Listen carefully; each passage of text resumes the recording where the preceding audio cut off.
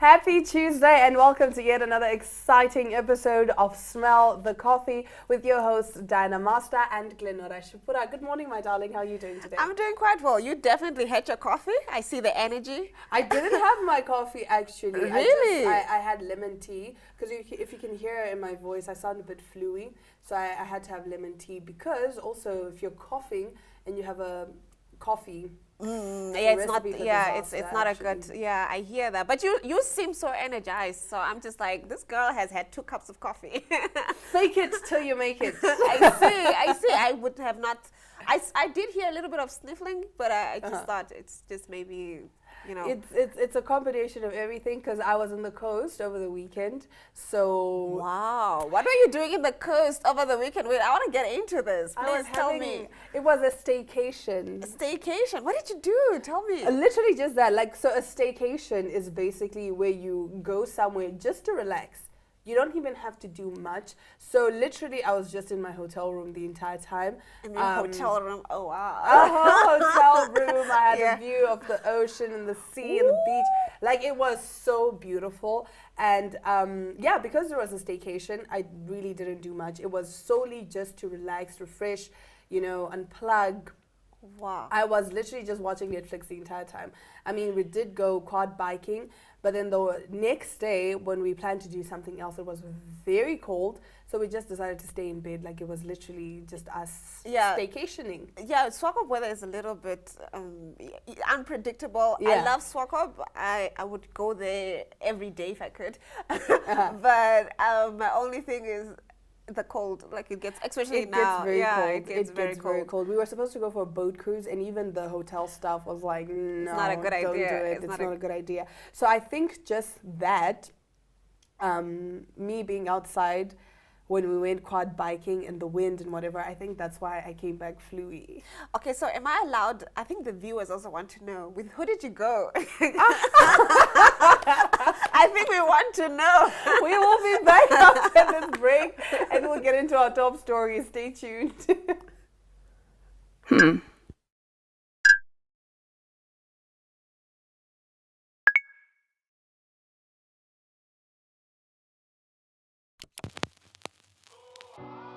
E-Ticket, your online ticket solution for events and event marketing, bringing you ease of mind and making sure that your event gets out there.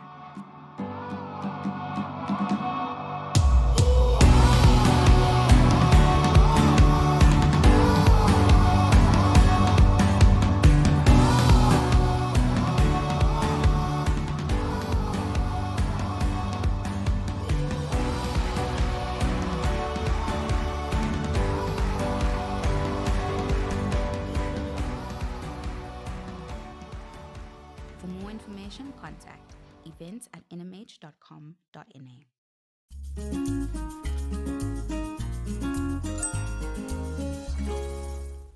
Now let's get into our top stories. So we all know Coachella happened last weekend, and apparently Frank Ocean actually cost Coachella millions of dollars. The 35-year-old arrived on stage an hour late despite Coachella's strict curfew. His last-minute decision to axe an on-stage ice rink along with the 120 performers who were to skate across it during his performance was the apparent cause of the hold-up, with the crew working furiously backstage to melt the ice. But none of this was communicated to the fans left waiting in the cold and the dark. When Ocean eventually reached the stage, it was to little fanfare, no special lighting tricks, no rousing musical flourishes from the band. Having incurred an ankle fracture days before, Ocean then proceeded to bop around to studio versions of his tracks instead of performing live as expected. Apparently, brief glimpses of his greatness came during live renditions of White Ferrari and a haunting version of the Isley Brothers ballad At Your Best You Are Love. The overwhelming mood, though, seemed to be one of bewilderment, particularly when each song was punctured by lengthy moments of silence.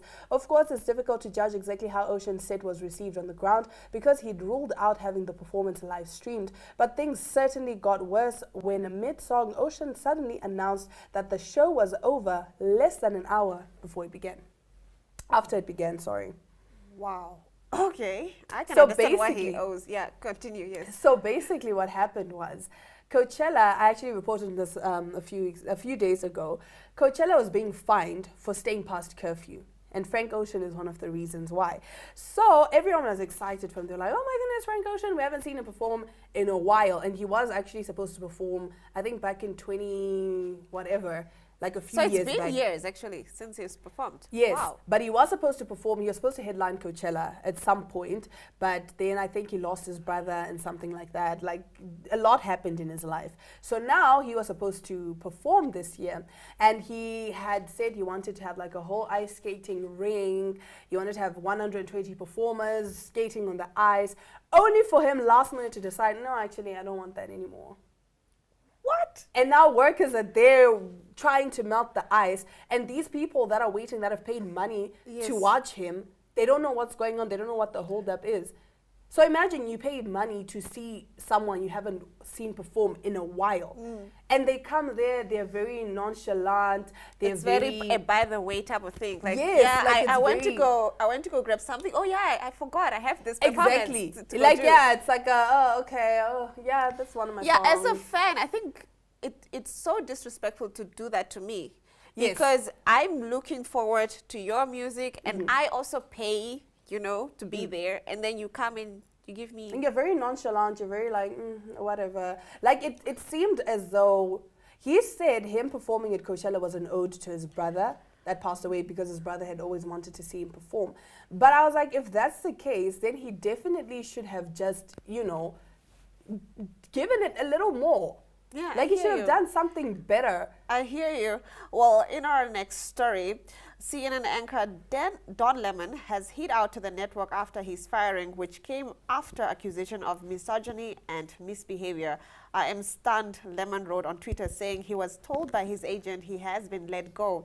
A long-time fixture of the network, Lemon was most recently a co-host of CNN's This Morning program, but he landed in hot water earlier this year after comments he made about Republican presidential hopeful Nikki Haley.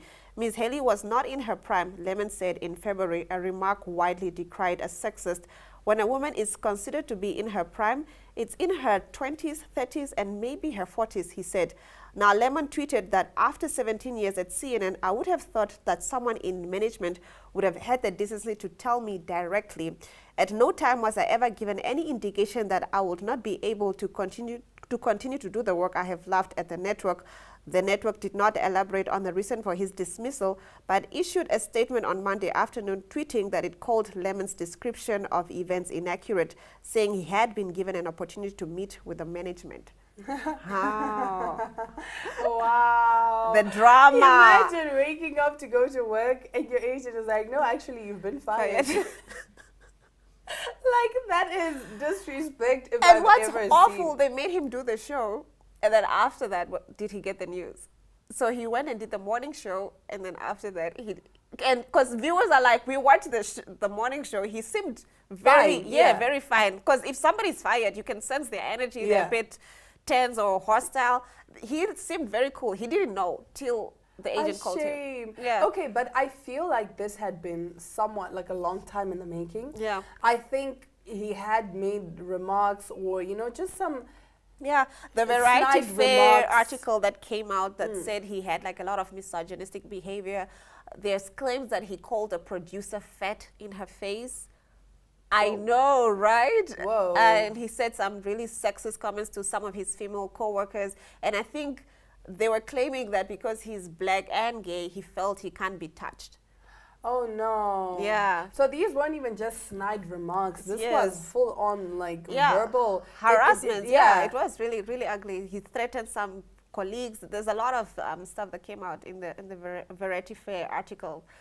But like, yeah, anyway, I think, they had seen this behavior. And the reason I feel like they didn't tell him until after the show is because they knew he would probably say something uncalled for on the show. He would say something live on the show. Yeah, but I also still feel like even if you're not going to tell me before the show, at least somebody from management should tell me, not my agent telling me. That's a little bit cold. That's really, yeah. I mean, when you're dealing with someone that you can't really Control and you're not very sure how they're going to take to certain news, I guess there's a way you have to go about it. Because some people are, I'm not saying he is, but I'm saying some people are unhinged. Yeah. And like you're saying, it could be the fact that he felt untouchable because, again, we live in a time where you can literally get away with so many things by saying, oh, is it because I'm black? Yeah. Imagine me going That's so wrong. Imagine me going into like Mercedes Benz to buy a G-Wagon and they say, no, you can't buy a G-Wagon. I say, why? Is it because I'm black? No, sis, it's because you have $30 in your account. Stop it. Nothing to do with your blackness. Nothing to do with your Is blackness. it because I'm black and female? Yeah, you could have It's played not that like card. that, but you see, like you get what I'm saying, that I we hear tend you. to blame I totally. everything on our race or whatever it is. Like we tend to play the race card so many times, even though there are times where it's valid. But most times you can just be like, oh, you're refusing to get me a ticket to Dubai. It's because I'm black, isn't it? And I'm a woman. We'll be back right after this break and we'll continue with our top story. Stay tuned.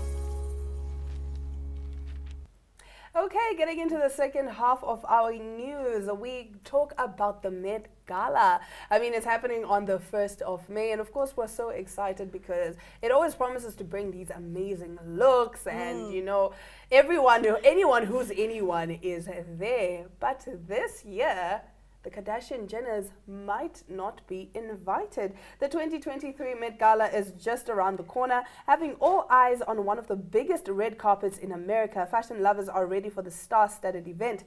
However, reports of the Kardashians not being allowed to attend Met Gala 2023 are running around the block. The Kardashian-Jenner family has been a mainstay and always grabs the limelight at the Met Gala for the last 10 years. The 6-member clan always attends the event together. However, many reports claim the reality moguls have not received an invitation this year. The Met Gala 2023 theme is Karl Lagerfeld, a line of beauty. Anna Wintour has been handling the guest list at Met Gala since 1995. Vogue's legacy has strict roots in the details of the Met Gala and wanted to keep controversy away from the red carpet. As Kardashian-Jenner's is another name of controversies, with Kim Kardashian's last year Marilyn Monroe dress fiasco and Kylie Jenner's effortless bridal gown baseball cap avatar. Wintour has decided to keep the reality show moguls away from the big event, which embraces the segments of fashion. Wow. Oh, how the turntables, huh? How the turntables. I mean, really, when we all saw Kylie in that, whatever that was, we were all like, you didn't even put any thought into this. Like It was a bridal gown with a cap on. Like, what was it supposed to represent? I don't know. It's her, which was, I don't know. Is it her manifesting a wedding to Travis Scott? Like, I don't understand. I fail to understand that look. Kim Kardashian ripping Marilyn Monroe's dress. So much happened. Yeah. And in all honesty, right, I'm not a hater or anything, but I'm glad they're not invited. But again, they're saying that this is just rumors. It hasn't been confirmed that they have not received an invitation. But I mean, it's a few days away, and they haven't said they've been invited. So they've not talked about it. Yes. I don't know. I would not know too much about the Met Gala. I mean, that's you and I know territory. But actually, let's go back to the Marilyn Monroe dress. What was up with that? Because I know it happened last year and everybody was talking about it. And I was just like, okay, was she wrong for getting the dress? Yeah, can we get into that dress? First of all, the issue with the dress is Kim and Marilyn were not the same size. They are not the same size.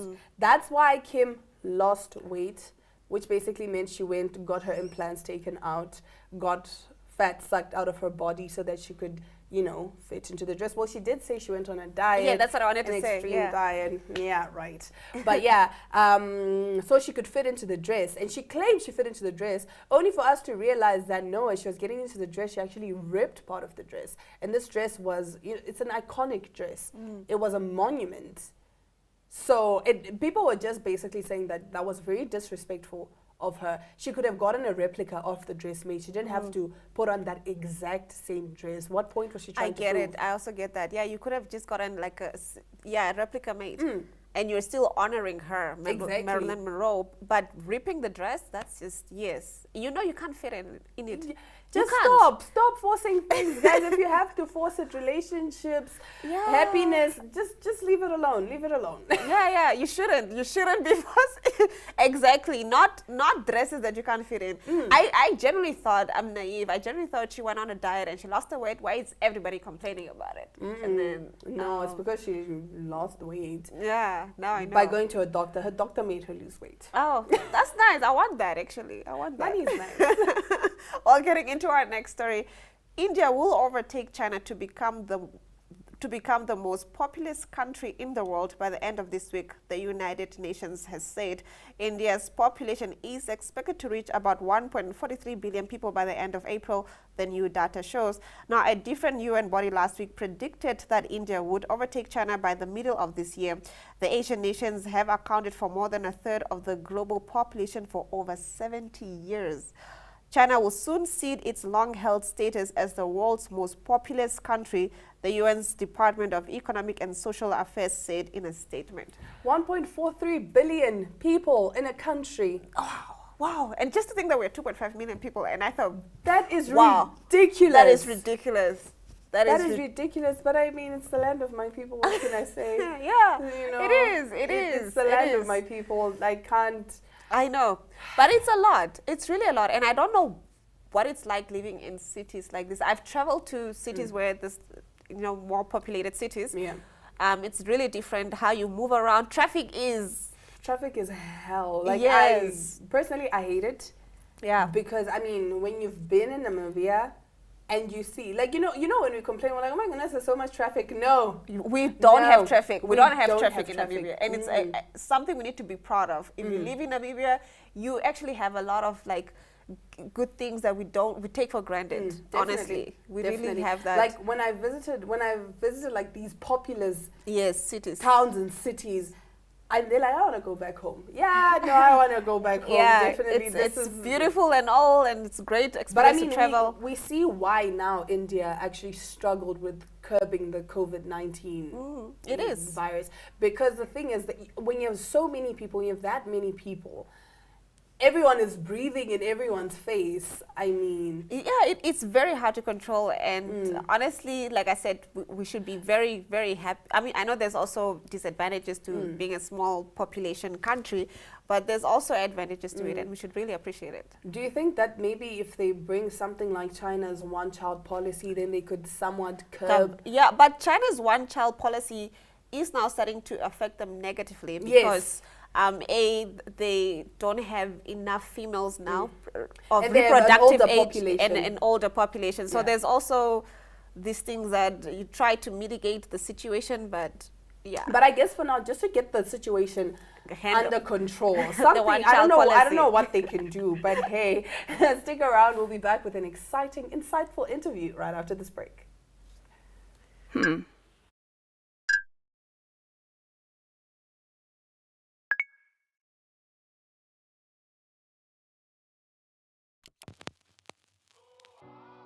E-Ticket, your online ticket solution for events and event marketing, bringing you ease of mind and making sure that your event gets out there.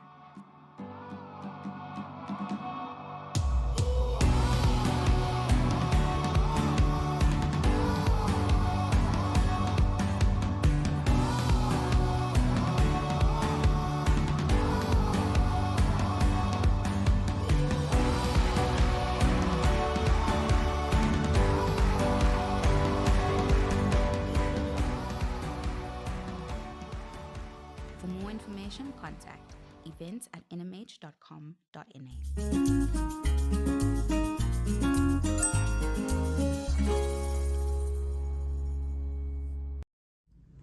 Savannah, tell us a bit about your singing school, the Songbird Vocal Studio. Songbird Vocal Studio is my personal passion project and dream come true. A UNISA accredited institution here in Namibia where I teach vocals and music theory as well as guitar. And very excited to announce that we're turning 2 years old already this year. So my students and I have over 20 of them at the moment, and it's just perfect, and I love what I do. Okay, you have been involved in the Coastal Talent Show. Will it be continuing this year? Definitely. So I'm the proud founder of the Coastal Talent Show, and this will be the 3rd year that we'll be doing it. Very, very excited in collaboration with the Swakopmund Night Market, and that will be happening a little bit later towards the end of the year. Okay. And you've also recorded your first 12 track in 2016. What's the experience of the music industry in general and also in Namibia? Wow, that's a loaded question. Yes, I did record my album. It feels like a lifetime ago. It was an incredible experience. I'll never ever forget it. One of the most cherished moments I have as a musician. 12-track original album. Recorded it in South Africa as well, which was a great experience. And the music industry is incredible. It's something that's changed my life and something that I'm so proud to be part of. It does have its ups and downs. It is challenging. Sometimes I have felt that there are more challenges being a woman, but that's okay because it makes us stronger and girl power. But in essence, it's incredible, and it's also an honor to be part of the Namibian music scene as well. That's great. You've also toured extensively in Namibia and internationally, and you've opened a number of international acts as well. Tell me, who has been your favorite person to either open an act for or either collaborate with? Wow. Well, yes, being on stage with other musicians, especially artists that you look up to or bigger artists that do come to Namibia or that I've been overseas with and in South Africa, is such an honor and such a vibe and so much fun, and it's something that I really always look forward to. I'm very much looking forward to performing for and opening for Heuwels Fantasties on the 27th of May. Shout out to Mindscape Events, you guys rock. One of my favorite bands to perform with, or not with, sorry, but to open for has been Prime Circle. Absolutely incredible band on both occasions. And Namibian talent, I have collaborated with Janelle Buerta on one of her songs, which I loved, as well as Saki Tom. He is just super cool. And yeah, no, those have been amazing. Oh, and Ease, you rock always. Okay, you've also judged singing competitions. What is your take on the Namibian talent? Oh, we've got such amazing talent in Namibia, and it's always a privilege to see the talent grow and to be part of the start of their journey.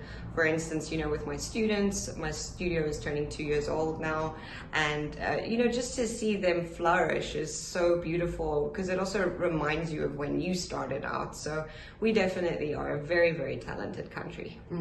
Okay, seeing that you've been in the music industry for about 14 years now. Yes, don't give away my age. What's next for you, Savannah? I would love to tour overseas. I'd love to head down to Cape Town again. Definitely writing some new material to record.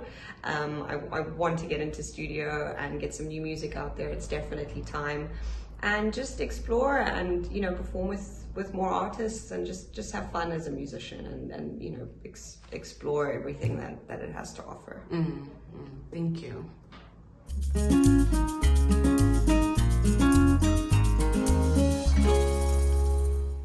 Now, Diana and I are quite excited. It's the Tourism Expo week. It starts tomorrow. It ends on Friday. I mean, what are you looking forward to? Being live with all the coffee at the Me expo. too, Yeah. me too. And I mean, obviously the different stalls and the stands, we're going to have food, we're going to have drinks, we're going to have Fly SAA is actually going to be there. Oh. Separate trailers. We have so much happening at And the then expo. we'll also have the Carnival Festival on Friday. The Carnival of Flames. Carnival of Flames. I'm excited for Yes, that, I'm yes. so excited about that. I've never seen, I've seen on TV, but never live. So I'm looking forward to that. Yes, I'm definitely looking forward to that, and we look forward to seeing you there. Like Glenn said, the Carnival of Flames performance is taking place at the Expo on Friday, the 28th of April, and it is sure to be loads of fun. On that note, it's all our love, all our light, and adios.